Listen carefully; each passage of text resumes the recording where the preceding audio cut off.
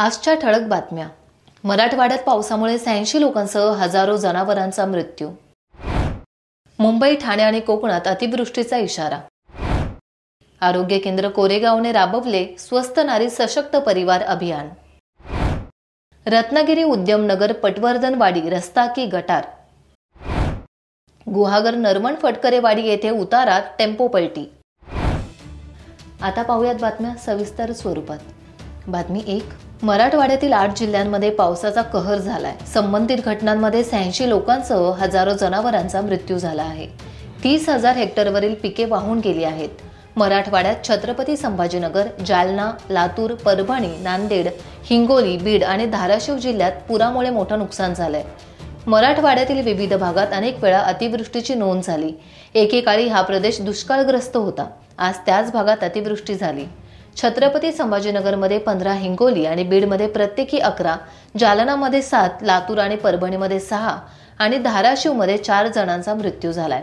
या पावसाळ्यात 1425 जनावरांचा मृत्यू झालाय. आसमानी संकटाने मराठवाडा कोलमडून गेलाय. लोक मदतीसाठी धावून गेले आहेत. पण हे दुःख 50 वर्ष केलेल्या कामाचे कसे भरून काढणार अशी लोकांमध्ये भावना आहे. बातमी 2. भारतीय हवामान विभागाकडून 30 सप्टेंबरपर्यंत राज्यातील अनेक जिल्ह्यांमध्ये पावसाची तीव्रता वाढण्याचा इशारा देण्यात आलाय. त्यानुसार कोकण, मध्य महाराष्ट्र आणि मराठवाड्यात व्यापक पाऊस तर काही ठिकाणी अतिवृष्टीची शक्यता वर्तवण्यात आली आहे.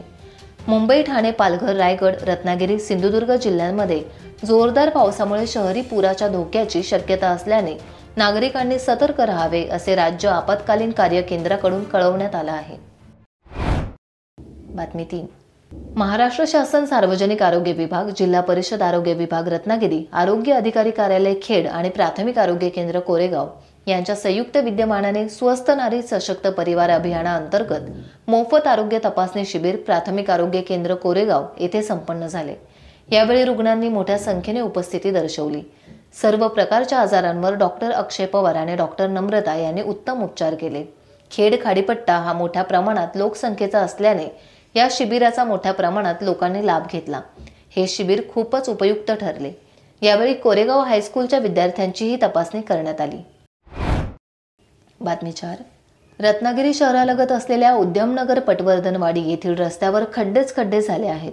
मुसळधार पावसात या रस्त्यावर पाणी साचल्याने रस्त्याला तलावाचं स्वरूप प्राप्त होत आहे.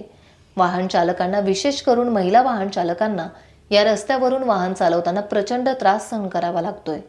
रत्नागिरी नगर परिषद आणि शिरगाव ग्रामपंचायत दोघांमध्ये हद्दीवरून सुसंवाद नसल्याचा मोठा फटका या भागातील रहिवाशांना सहन करावा लागतोय. वारंवार तक्रार करूनही रस्ता होत नसल्याने यापुढे कुठल्याही निवडणुकीत मतदान न करण्याचा निर्णय इथल्या लोकांनी घेतला आहे. बातमी 5.